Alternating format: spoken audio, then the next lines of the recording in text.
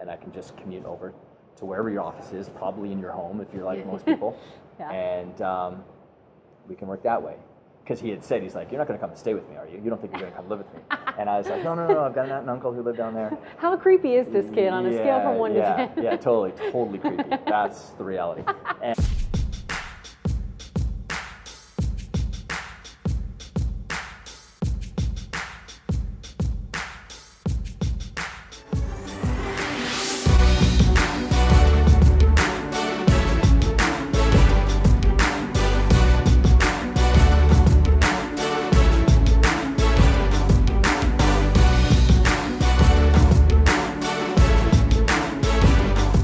This is a Pursuit Profile episode, which means while my guest may not yet be a household name, you definitely need to hear their story. Today's feature is with Todd Herman, and I was really excited because he's one of those people behind the scenes that the best of the best all turn to for strategy and coaching. For example, my guests Melanie Duncan, Amy Porterfield, and Kimra Luna all use him as a coach. He is a farm boy from rural Canada who excelled at sports and mental toughness. His passion for those two things led him to become a leader on and off the field, bringing his gifts to the hospitality industry and starting to volunteer as a coach for high school athletes. After winning a hospitality awards and a chance encounter with Jim Rohn, he changed his life and launched his speaking career. In the 18 years since then, he's been personally mentored by Rohn and Harvey Dorfman, two of the world's leading performance experts, and he's worked behind the scenes as a coach with Olympians and Fortune 100 companies. He's become an in-demand speaker, traveling to over 80 countries to consult and give presentations. Now he offers his goal achievement system used by athletes, entrepreneurs, companies, government agencies all around the world as an online program called the 90-Day Year. Many thanks to Allie in New York City for hosting this interview with Todd Herman. Thank you for joining me for another episode of The Pursuit. I'm Kelsey Humphreys here with Todd Herman. I'm here with Kelsey Humphreys. I'm a huge Todd Herman fan, as we'll talk about in a second, but you were like just getting off a flight. I've been doing a ton of interviews, so I want to thank Allie here in New York City for hosting us today. An awesome space, and I'm so glad that I caught you. Thank you for fitting us in today. Absolutely. Happy to be here. So, a lot of people talk about being a coach, okay, you guys, but this guy coaches Olympians and billionaires. That's billionaires with a B. And I first discovered you because you did a series of free videos with Melanie Duncan, who I interviewed yesterday. Yeah. And I then kind of became a little bit obsessed with you. And I can't wait till I can afford to hire you as my own coach sometime soon. So I just kind of want to go through your journey as a coach. And then, of course, I know people are going to want me to ask you about some of the tactics that you work on with your clients. Sure. Yep. So first, what's interesting is you were a farm boy. Like you grew up on a farm, right? I am at the very core of who I am. I am a farm kid from Western Canada. Even though I live here in New York City, I am. That's exactly who I am. Yeah. How did you get involved in and interested in peak performance? Because I had one of my first mentors. He was like for many of us, he was a teacher. He was my teacher, and he was my sports coach when I was at my small little rural school in southeastern Alberta. Yeah. And he pulled me aside one day after I got kicked out of a volleyball tournament for punching a guy through the net. And he was like, listen, Todd, you're a really good athlete and you're going to go places, but you are a pain in the ass to coach. You're not coachable. You think you know it all. And no one really actually likes playing with you. You're just way too competitive. Wow. But first lesson in being a good coach is you don't leave someone in that spot after you basically ripped them apart a little bit. And I deserved it. And he said, you need to read this book. So he gave me a book to read. And it wasn't actually a very good book. It was a book on leadership. And I really didn't get much from it. But in the book, the author had talked about the mind and sort of how a little bit about how the mind works. And I was like, well, what's this whole mind thing all about? And I just started to fall down this rabbit hole of pursuing it. And that led to more and more books and just me studying this topic of kind of the mental game. And that was really what ended up creating my peak performance kind of mindset and allowed me to get into the zone consistently. When I got done playing athletics in university, I started working with like volunteering as a high school football coach. Okay. And I spent a bunch of time talking to the kids more about like, you don't need to do more cone drills. You don't need to do more wind sprints. That's not going to help you on the field. It's not that you don't have the physical skills or you don't have the speed. What's falling apart for you is you've got no routine. You don't have the ability to focus. You don't have some like good training patterns. And I just started giving them some tips and started getting a bunch of results, and that just led into people starting to ask me to really work with people one-on-one. I didn't think it was a business. I wasn't doing it. I just loved it. You just loved to do it. And I was just good at almost teaching it too. So that's kind of how it started. Gotcha. Then later, a few years later, I think, you're on a plane. Or no, you're at a dinner party or a banquet. I'm at a banquet, yeah, exactly. I was on the plane listening to that podcast, and so I have plane in my, okay. Yeah. So you're at a banquet, and you end up sitting next to Jim Rohn. Yeah. And then he says, this is what's key about this, because some people are like, oh, Todd only made it because he had a chance encounter. No. Yeah. So Jim Rohn says, well, if you want to become a speaker, an author, an influencer, a trainer, you need to do 3 things. And then you went and actually did them. That was a Saturday night. I was about 22 at the time. He gave me 3 things to go and do, because I was telling him about, and I didn't know who he was. I didn't know who he was. He was just the guy sitting next to me at the head table, because I was there with my uncle who was getting an award, and I was really close with him, and so he brought me with, and so I just got to sit next to him. Yeah, chatting. And he was taking an interest in me because I had, had won an award in Canada, and I was telling him about what I wanted to do and how I really wanted to get into like doing some consulting and getting on stages and speaking. I'm a 4-H kid, so doing public speaking was never a big deal to me. It was sort of maybe a talent, I guess. But so he challenged me to do 3 things, and that was a Saturday night. Monday at about 1 o'clock in the afternoon, I called him. It was just before 1 o'clock because I remember exactly what time it was. And I said, "Hey Jim, it's Todd Herman calling. I don't know if you remember me, but I'm the guy who sat next to you for like 5 hours." Of course he remembers. Right. And I was like, anyways, I did the 3 things. Now what do I do? And he called me back the next day because he was still traveling. And he said, "Okay, you're officially the only person who's ever called me back." Which is incredible, but I have to know what the 3 things were. It was very simple. And this is actually a great lesson in helping people get started. I mean, even me, someone who has maybe got like tons of training and things, like I still need to be able to put myself back into that starting position and go, what would be the 3 big things I could really, 3 little big things that could really get someone going? So the 3 things were, 1, go to City Hall and register a company name. Because in Canada, you can register a company name almost anywhere. Like it's like the AAA in the United States. You can register one in Canada, or in Alberta anyways, the Alberta Motor Association. You could register a business. So he said, go register a business, then go take that and go to the bank and open up a bank account. And then the third thing is called 2 people that you know who would book you to come in and talk to their company, their teams. For free or paid? Paid. Oh, okay. Yeah, it was so paid. 2 people that you think 2 would pay people you. would pay me. Okay. Yeah, to come in. And so I did that too. I called 2 people, and they were close enough to me that they both agreed. Plus I had just won, I was leveraging something I already had. Like I just won this little award. And so I did that, and I was like, okay, well, now what? Okay, but let's pause. What was the award? I had won Restaurant Manager of the Year because I was working in restaurants while I was starting this other business that I had. Wow, okay. And in this company that I worked in, I won Restaurant Manager of the Year. So hospitality is my first love. I love the hospitality space. Okay. I love kind of taking care of people. That's always been my jam. So anyways, I did that, and I really wanted to get into like teaching other people what my philosophy was around. And it really actually dovetailed. Why I was doing so well with that, it was actually dovetailed into like the performance stuff that I had done with sports. And it was because, I found the one thing that made a big difference with my team. So all the servers and bartenders and back of house staff, like what was their big thing, and I just made sure I managed that one big KPI, and it worked out really well. I had a really happy staff and took care of them, and that was kind of that was it. So did the 3 things, called them, and that was sort of. So then he becomes your mentor, and kind of walk me through, because I feel like there's kind of a gap. Then I know eventually you're coaching Olympians. Yeah. So kind of walk us through those first couple years you're building, becoming, Todd Herman as we know you today. How did it start the first couple years? Coming up, don't miss his #1 piece of advice for success. But first, I want to tell you about something that's really cool. If, like many solo entrepreneurs, your email inbox, you guys, is an overwhelming mess. I mean, how many emails do you have in your inbox right now? 100? 1,000?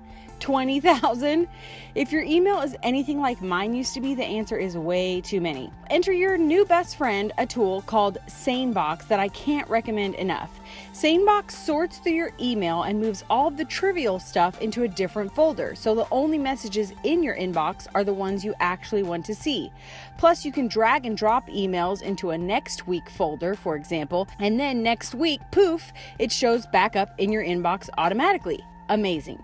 Aside from removing all of the junk so you can focus on messages that matter, there's this other great feature called the black hole. Move an email into that folder and you'll never hear from that sender again, which is so rewarding. Bye-bye, spammers.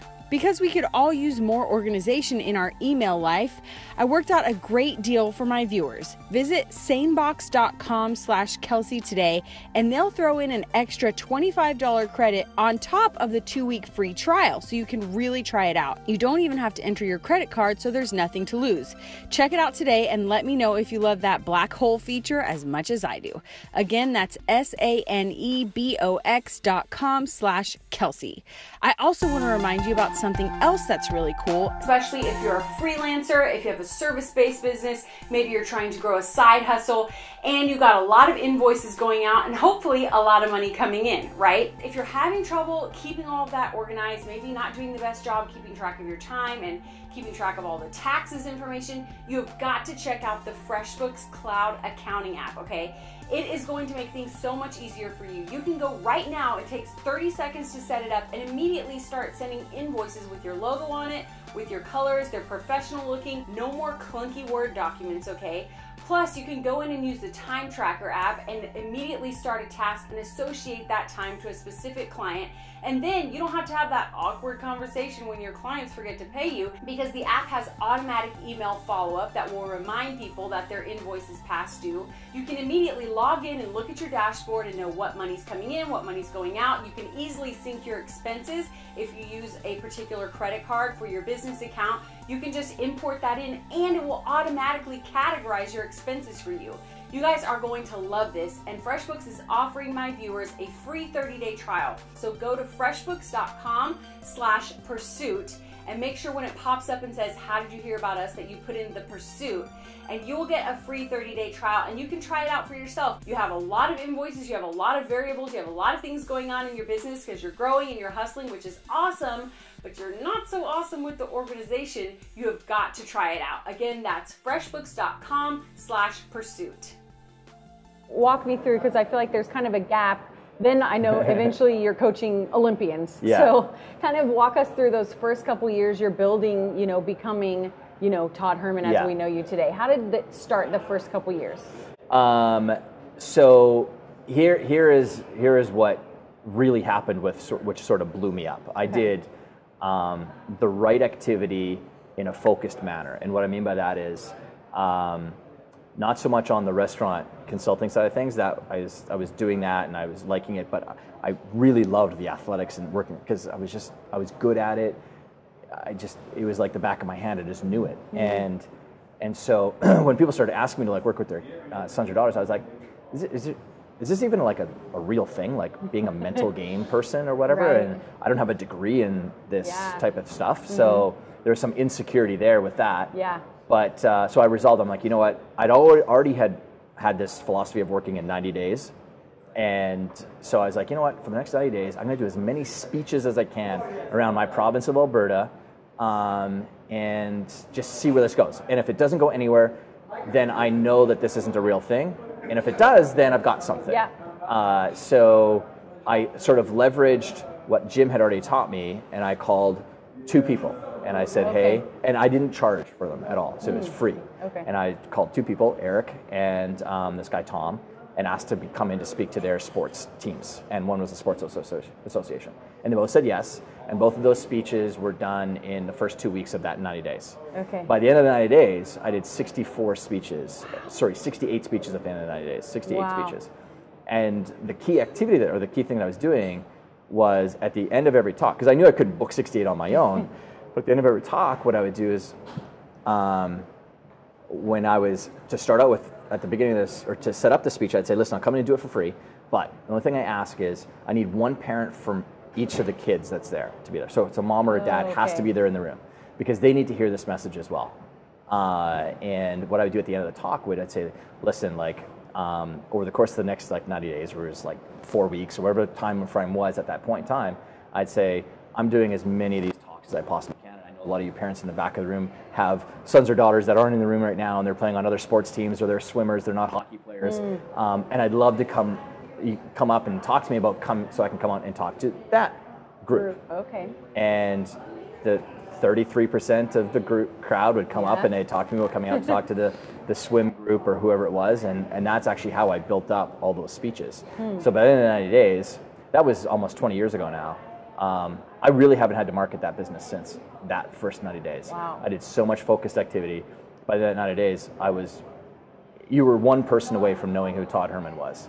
So when a parent is sitting in the stands and they hear another parent start complaining about how their son or daughter isn't playing with confidence out there, they're struggling with their coach, or all those things that really do happen, that other parent would say, you need to talk to this Todd Herman guy, or you need to call, or you need to email, and email wasn't even big back then, but you need to call and talk to this Todd Herman guy, and that's how it blew up. So at the end of the 90 days, moving forward, you had a bunch of student athletes, right? Yeah. Like high school. Totally, that's all it was. It was primarily just amateur athletes. That's what. So it was. how did you go from there to Olympians? So one of my first clients, Brendan, his cousin played in the NHL. He was a rookie in the NHL, and he was getting some really great results working with me. And his aunt called the cousin who was struggling in his first year and said, "Listen, Brendan's working with this guy up here in Edmonton, Alberta, where I was living at the time, and I think you should talk to him. I think he can really, really help you." And he was a little bit reticent because he's like, I'm a pro. Yeah.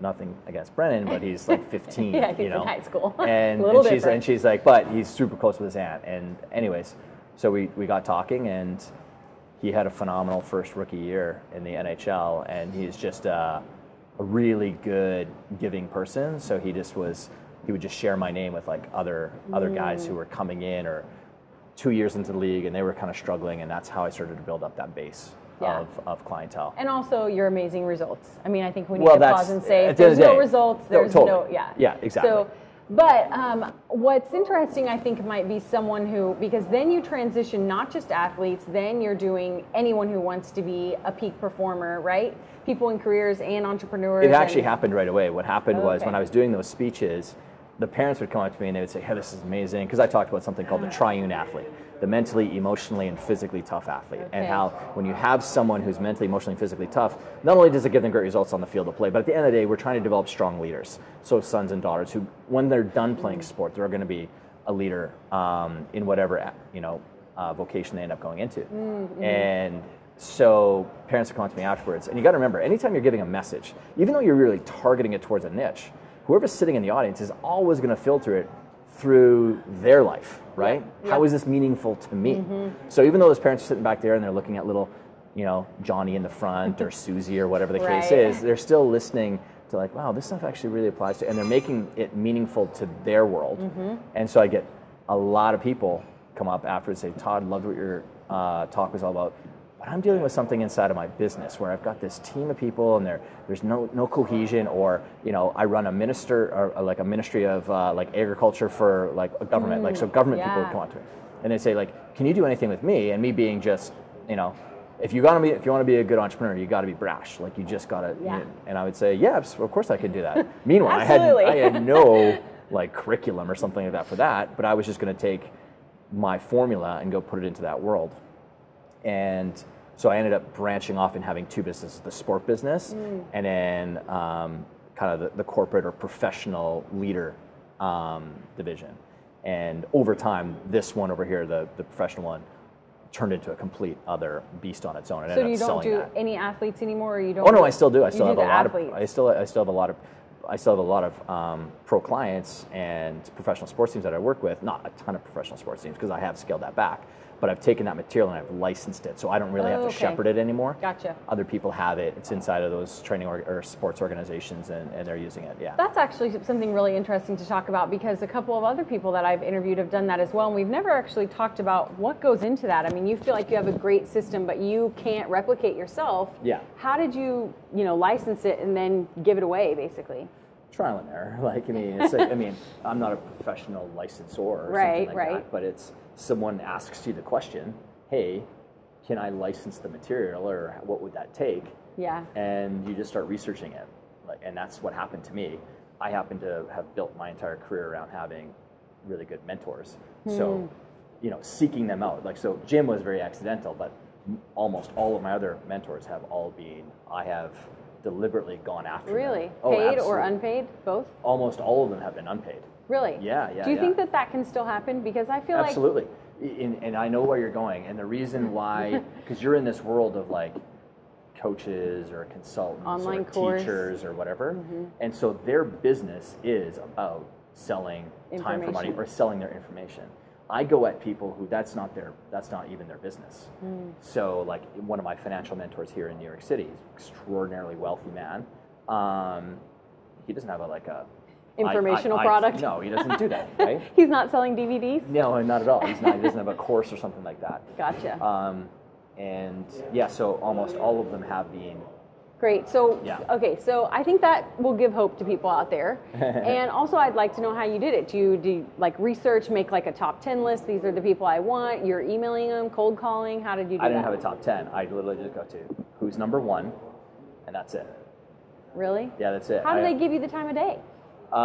You give them value, and you put a proposition in front of them that's almost easy for them to say yes to. So I'll give you an example.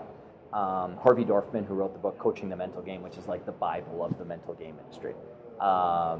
He's known in baseball as being the Yoda of baseball. Passed away a few years ago, but when I was just starting out, I reached out to Harvey, and basically the kind of pitch went, "Hi Harvey, Todd Herman. We haven't had the opportunity to meet yet, but I tremendously admire the work that you've put out and the career that you've had.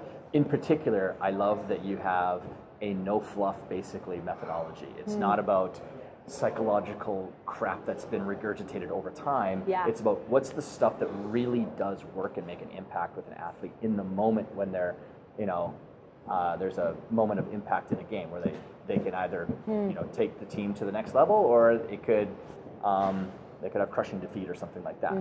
And I'm just starting out in this world. And I know that the very nature of you running your own practice is you probably have a lot of other books that you'd like to get to. You have a lot of work that you love doing, but you get weighed down with the administrative stuff that just happens in business. I would love to come down and spend a month just taking that stuff off of your plate. Okay. Systemizing it for you, or, just getting those things done so you can, chew away on things that are really meaningful to you. And I know this is my first salvo to you, but if you're open to it, I'd love to have a conversation. That was a voicemail that I left for him. It was like 3 minutes long. And he called me back and he said, "All right, kid, what are you going to get out of this?" And I said, "Well, just being around you. Like, obviously you're a professional at what you do. Being around you is going to make a big impact on just seeing how a pro does what they do. You're the best of the best. There's just no one better than you." And I said, "I have an aunt and uncle. He's lived in North Carolina. I was in Alberta, Canada. I'm like, I've got an aunt and uncle who live in North Carolina. I can come stay with them, and I can just commute over to wherever your office is, probably in your home if you're like most people. And we can work that way." Because he had said, he's like, "You're not going to come and stay with me, are you? You don't think you're going to come live with me?" And I was like, no, I've got an aunt and uncle who live down there. How creepy is this kid on a scale from 1 to 10? Yeah, totally creepy. That's the reality. And so, now the reality was, I didn't have an aunt and uncle that lived in North Carolina. And I had very little money at the time. But there was a Motel 6 that I actually stayed in for $29 a night. Wow. And so I went there and I just chewed away on the things for him so he could spend time writing. This was during the baseball offseason, and Harvey is massive really in the baseball world. But during the offseason, people would make a pilgrimage down to meet with him. So I was there when Roger Clemens came down to his house. Roger Clemens is a Hall of Fame baseball player, and I got to see how because he invited me to come in and sit with him and Roger, and I got to see how like the best mental game guy on the planet worked with an exceptionally elite baseball player. So the learning curve went from like long and slow over several years to just like that. I saw how you ran a session. I saw the real struggles and challenges of that elite pro athlete. And, you know, well over 80% of the stuff they talked about had nothing to do with sport. It had everything to do with the stuff around being an athlete, whether it was like managing their, you know, relationships or managing friends and like just all that stuff. How can they stay focused at being a high-performing machine and eliminate a lot of the distraction? And then the next day, Andy Pettit came down, and it was just on and on and on. And we developed, you know, a great relationship. And then Harvey, afterwards, because he was so well known in baseball, he always would get reached out to by a new player coming up, and he just didn't have the time. Because a lot of times he was working with teams like the San Diego Padres or whoever. So he would say, listen, I don't have the time, but there's a young guy that I'm working with who is better at this than even I am. So he's being really nice. Plus he needed to say it to kind of, because if someone goes, I'm being passed off to someone else, they're like, then they don't, But he's like, this guy's even better than I am. And he's actually close in age to you, because I was in my mid-20s. And so that's actually that's one of my core traffic sources for how I got a lot of people coming into my pro side. Plus it looks good for him if you're a mentee. Like if you're under his wing and he can say, I taught that guy everything he knows. But I do want to just pause there for one more minute before we go into some of your tactics. And that is like, I think that's a great lesson for someone who could maybe put away some savings and go do that. Like, what if you're kind of growing your business, you actually have day-to-day business to run, and you still really want to mentor? Maybe you do like exchange of services, or like what can you offer someone who's at the top of their game? Plus, you can't necessarily just up and go work for them for free. Well, I'll be frank, because I just don't think that there's a better way than apprenticeship. I think that there's no path to success that's faster than going and sitting with someone. There is no there is no path faster. And I could go on a debate stage with anybody, and I will beat them. I don't want to debate. Nobody's bigger, but I mean, think about it. What was the greatest time in art history? The Renaissance. What was a big part of the Renaissance? Well, the Medici family, who had a lot of money, started funding essentially apprenticeship programs. So you had, you know, Donatello and Leonardo and Michelangelo and Raphael and all these, and they were just incubating more and more amazing artists, sculptors, etc. And they all had to work inside of someone's, you know, shack or shed or room, wherever they were doing their work, and that's how that fostered itself. So, no, I want to be cautious in saying, okay, well, here's a few things that you could do, and you're going to get the same benefit. You will not get the same benefit. You will not get the same benefit of being nose to nose, toes to toes, seeing how someone really did the nuances of their work. I got to see how Harvey did the nuances of his work, you know, and I think that a lot of success, like if you think of it like a tile floor, so you've got your tiles, and that's all the big stuff that people look at. Like even me, who does these online launches for programs and stuff, or that's how I really market and get people in. They look at the big pieces that I'm putting out there, and what they don't see is the grout in between it, which holds everything together. And that's the new. I really do think that success is found in the grout. It's that's where it lives. That is a great quote. And concept. Yeah, and that's awesome. So, has anyone reached out to you to do that? Tons. Yeah. And have you taken any on? Yeah, absolutely. Really? I take. So I mentor. So I take on 5 young athletes every single year. I don't charge them anything, but the only thing I'm looking for is like highly motivated and ambitious. So that's mentoring them with their sport, not mentoring them to become mental game individuals or practitioners. So, but I have taken other people who have, you know, there's a young girl from Penn State who reached out to me after she was graduating, and she came in and spent 2 full weeks with me, just like shadowing me. But she did it the right way, and she had a great attitude, and so that was the key thing. Now, you can do it. There are other ways of doing it too, and that's coming in and working inside of someone's team. But you have to have a skill that I don't have to look at you and go, I got to train that person a lot. Like the more effort that we have to put in to get someone up, it doesn't work that way very much. So I'm sorry, I'm not going to be as prescriptive as I can. There's totally ways, and people can find it, but I wouldn't call that mentorship as much as I would call that just, I don't know, I don't know what I would call that. Okay. Yeah. So one thing I think is interesting is you've talked about like find the 3 things that are going to move your business forward and focus on those 3 things at a time, right? Yeah. Am I saying that correctly? Yeah. But what I'd like for you to do is give us an example in your business. So maybe someone who wants to become a better trainer, wants to grow as a speaker. Yeah. You know, where is a time where what were the 3 things you focused on, and how did you did you do it in 90 days? Yeah. How did that look? Yeah. So, yeah, I've got a methodology called the 90-day year. And a caveat to that is I don't take a look at, like leadership isn't something I'm going to just work on in 90 days. Right. That's an all-the-time thing. Yeah. But if leadership is a really big, and leadership is a massive concept, right? Like yeah. there couldn't be a broader thing than that.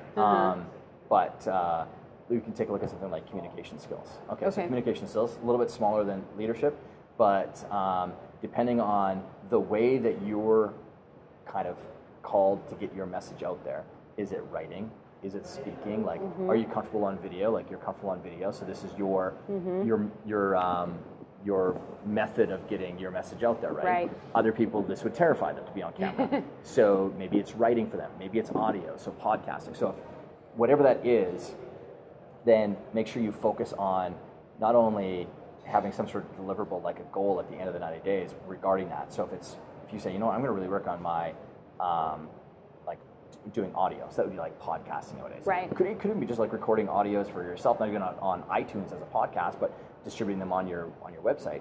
But all of the other stuff that goes around being really great at doing audio, so the books that you read, how to be a better communicator, how to craft a message, how to deliver a hook to bring people in, that's the stuff that you should consume over the 90 days, because it's all concentrated on it. What most people do is they see someone post about, hey, here's a great book called The E-Myth, and they go, oh yeah, systems is totally what I need inside my business, and they go, and then they start chewing on that, and they're chewing on, like, there's so many disparate things that they're doing, they're diffusing their energy, there's no focus, and they wonder why they just grow so much slower than everyone else. It's because it's not that the other person's smarter than you, or they're more skilled than you even, it's that they're making a series of choices that are more aligned and tighter, that are leading them forward faster than someone else.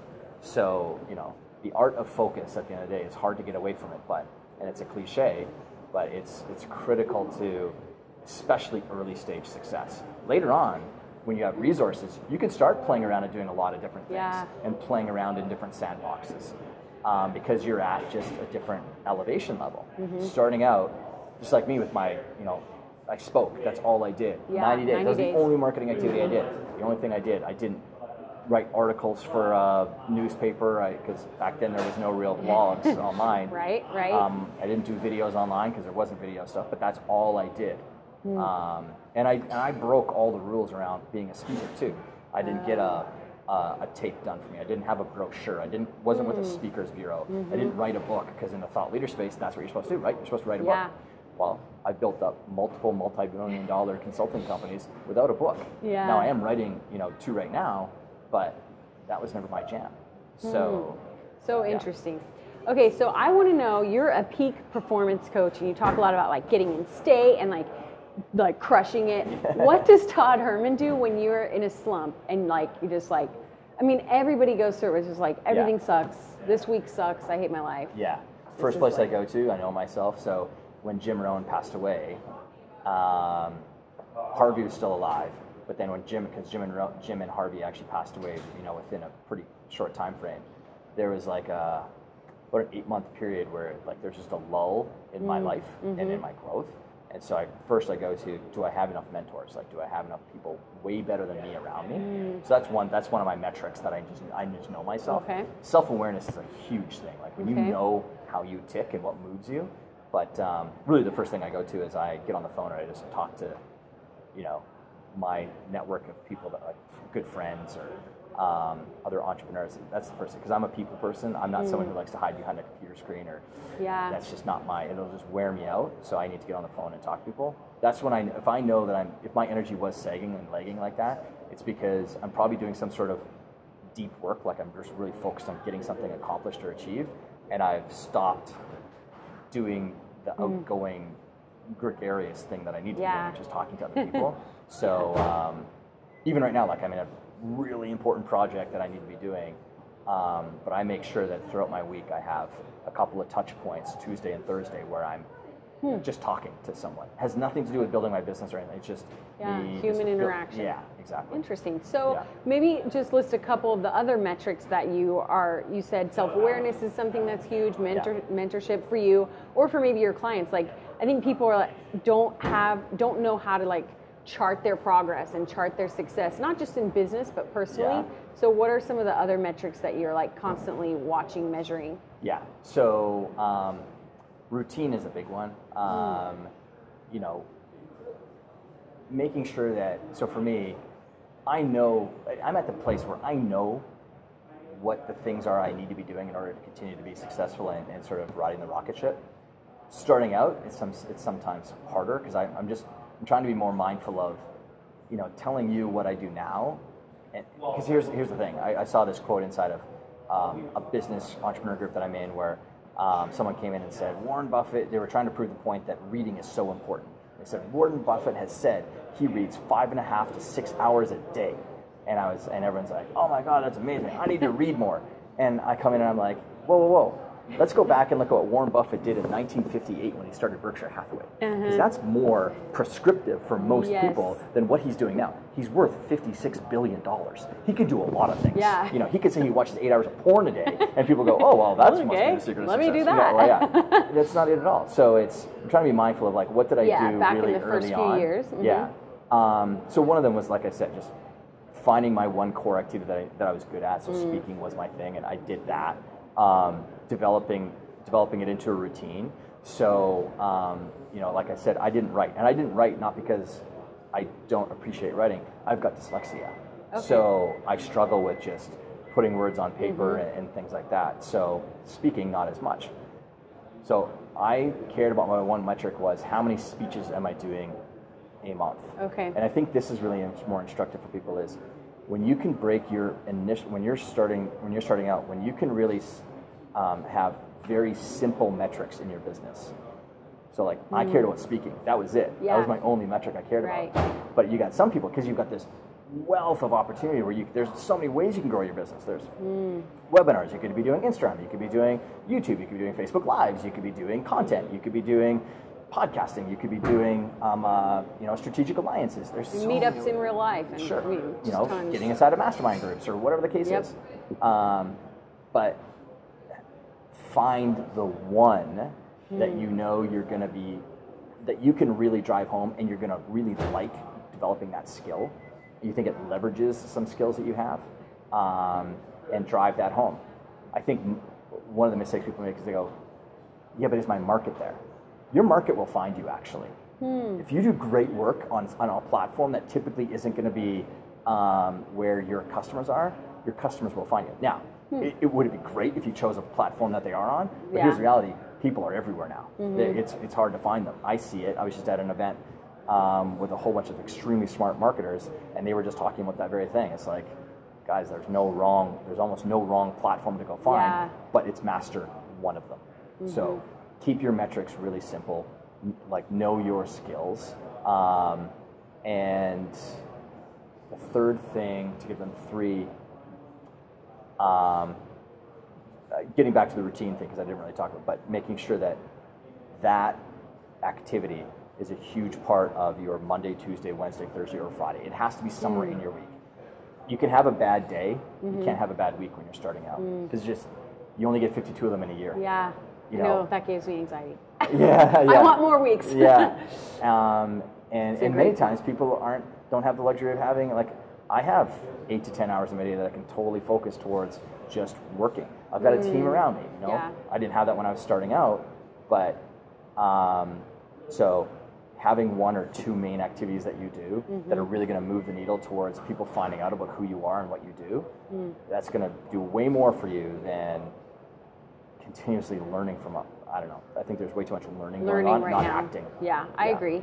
So, but keep watching my show. Okay, I have a couple last questions for you. So you have been on your entrepreneurial journey for years now. I mean, basically right after college, right? Yeah, so, in college. That's why I got kicked out of college. Oh, wow. I've got 1 year of college. I got kicked out for not going to my math classes. So I actually broke a record for having the lowest GPA at my university. Wow. Yeah. So, okay, so since then, what's been the worst part of this journey and the best part?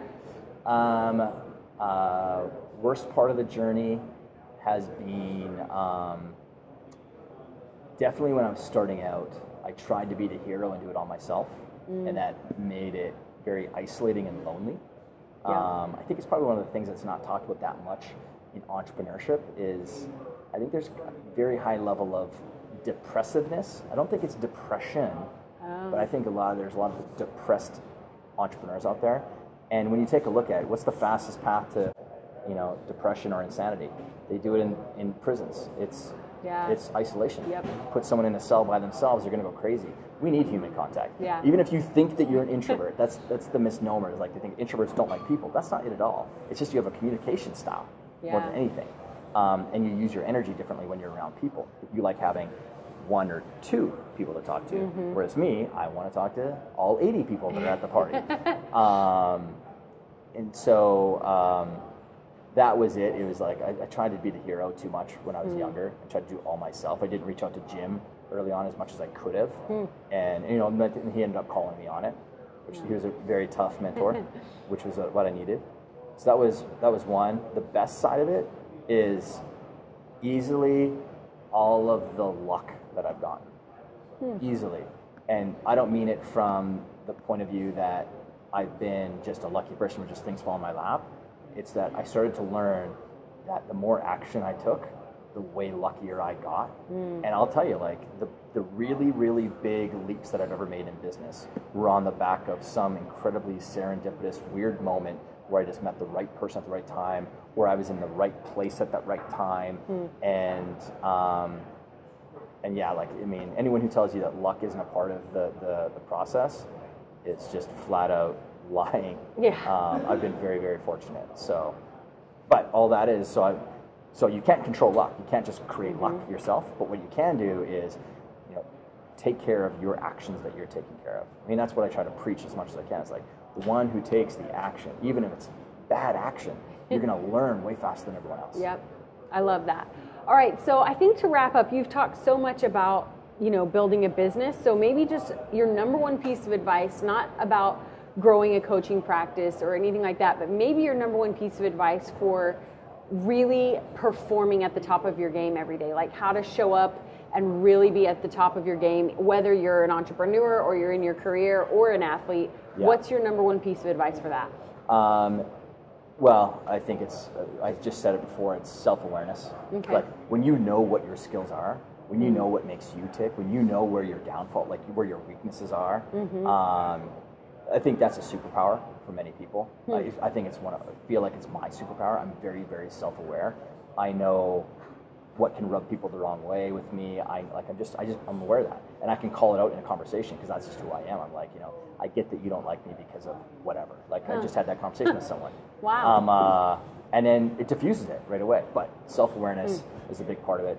And I think the other thing too is, and most people are surprised when I share this, but I start out my day, and I have, because Jim challenged me with it almost 20 years ago, I start out every single day with writing a handwritten note to someone.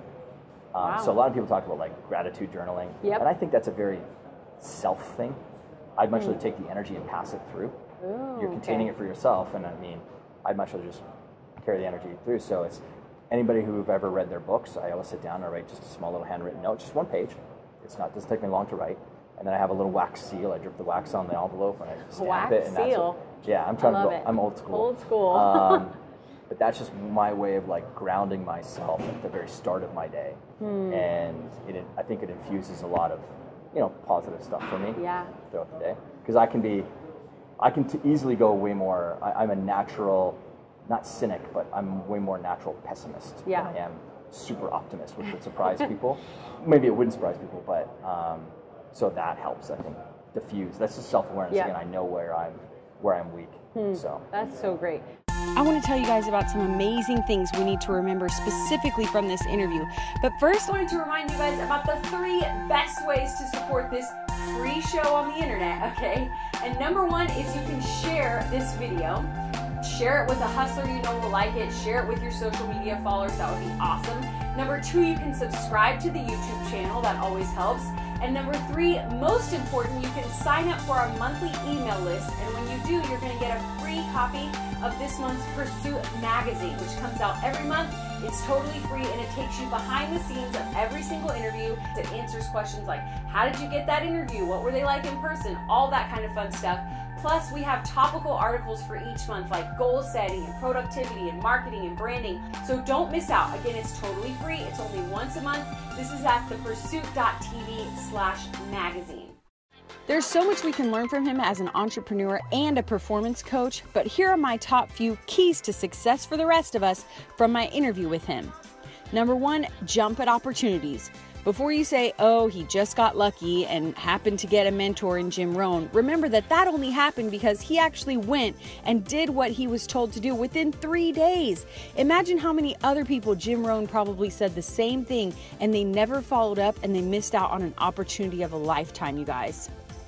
Number 2, use what you've got. I love that at the beginning, Herman used the fact that he had recently won a hospitality award to land his first few speaking gigs. Plus, it was the fact that he was speaking at high school engagements with the parents there that he began to do more corporate work because the parents realized, hey, he could probably help me too. So use what you've got and work well right where you are right now. Number 3, make your own opportunities. I love the story about how he got Harvey Dorfman to be his mentor. I mean, imagine just cold calling someone you admire and saying, hey, can I shadow you and be an apprentice? That is just crazy, but I can tell you it worked for me too. I got distribution of my show with success.com and entrepreneur.com because I went and pitched them, not the other way around. I love Todd's quote where he said, the one who takes the action, even if it's bad action, you're going to learn way faster than anyone else. Taking action is probably the common trait in the stories of the massively successful people I interview on the show, you guys. Number 4, of course you can't interview a high-performance coach without talking about psychology and mental toughness, and he dove into studying the mind and mindset, and I love what he said about athletes, which definitely applies to anyone building a dream. He was saying it's not about cone drills and wind sprints. You know, it's not about doing more webinars and doing more strategy. He said you have to focus on your mindset, your routine, your daily habits, your ability to focus, which is key, or you will not be able to reach peak performance for yourself or the dream that you're building. Number 5, find your few key metrics. Part of mastering the mental game is blocking out all of the distractions.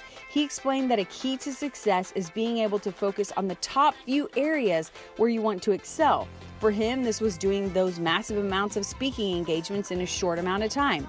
Once you find what your top few things are, make sure that you incorporate them every week. He says, especially at the beginning, you can have a bad day here and there, but you can't let a whole week go by without progress. Number 6, work in focused sprints. Obviously, he created the 90-day year. It's no surprise that he's going to talk about this. But I love that he said a lot of times we think it's that our competitors are doing better work than us, or they're smarter than us, or they have more money than us. And one thing he was saying is that entrepreneurs and dreamers and people with big vision just diffuse their energy. They put too many things in too many places, and they don't work in a focused way for a short amount of time until they see success. Work on something in one area until you start to see results and progress there, and then move on to something else. Number 7, get self-aware. Guys, this is another common theme among massively successful people. You've got to figure out, ask yourself the questions, what do I prefer? How do I work best? And part of that is knowing how to pull yourself out of a slump. I love that he said he knows what he needs in order to not get burnt out. He needs human interaction. You may need something else. Remember, if you're not sure about self-awareness or you want to learn more about becoming self-aware, my past guest, Gretchen Rubin, has a list of questions you can ask yourself about this, which we will link up for you guys. And lastly, number 8, stay grounded. Again, I hope you guys are getting convinced that gratitude is a key component here to people who make it to the massive levels of success that are really at the top of their game. They're incorporating gratitude every day. And for him, instead of just doing a gratitude journal, he has decided that he wants to pass on that gratitude to others. So he does a handwritten thank you note every day to stay grounded. I could sit and talk to you forever because there's so much that you teach that I think is fascinating, but we've run out of time. But I just wanted to thank you so much for coming on and kind of sharing your story and some of your amazing insights. So definitely go check out, is it toddherman.me? That's right. Okay, toddherman.me. Anytime you can see some of his free training, definitely do it, you guys, because actually the one with the squares with Melanie where you did the 1, 2, 3, 4, 5, which I have a video on that. I'll link it up. But that totally changed how I worked. Yeah. And that one thing I was like, I love Todd Herman. So thank you so much. Thanks, Kelsey. I'm Kelsey Humphreys here with Todd Herman, and this has been The Pursuit.